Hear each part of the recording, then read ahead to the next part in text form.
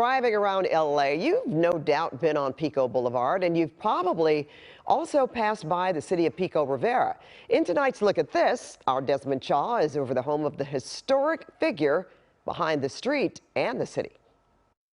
Well, take a look at this old adobe home. This is Pio Pico State Historic Park, one of the few surviving adobe homes of the 1800s, also the home of the last Mexican governor of Alta California, Pio Pico. He was a very important historic figure in the history of SoCal. Today, you recognize Pico Boulevard, nearby Pico Rivera, both of which are named after him. He also built a famous hotel in downtown LA you may have seen called the Pico House. But before any of that, he had seen 3 different countries rule this region: Spain, Mexico, and finally the U.S., twice elected as governor of Alta California.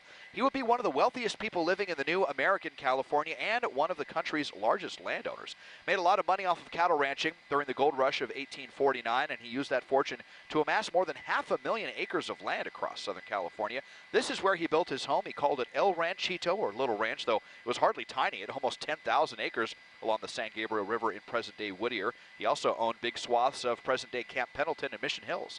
And on this fertile land fed by the river, he grew all sorts of crops: oats, barley, oranges, and grapes. But the river giveth and the river taketh away, as the original home that he built was severely damaged in floods in 1883 and 84. Those floods actually set the river's present course that we see today.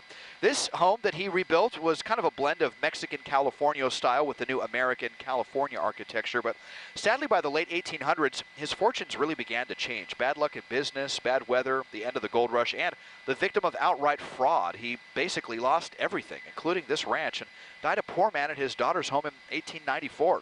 This home fell into serious disrepair, but it was saved by Harriet Williams Russell Strong, a famous and very important woman in her own right. She knew Pico personally and bought the property to prevent its demolition, and after restoring it, she gave it to the state in 1917. It's had a lot of close calls over the last 100 years, though. It sustained serious damage in the Whittier Narrows and Northridge earthquakes. It was targeted for closure by state budget cuts by 2 governors in the 2000s, but it endures on the last 5 acres of El Ranchito to tell the amazing story of the last Mexican governor of Alta California, and it's open for tours on Fridays and Saturdays on the banks of the San Gabriel River here in Whittier.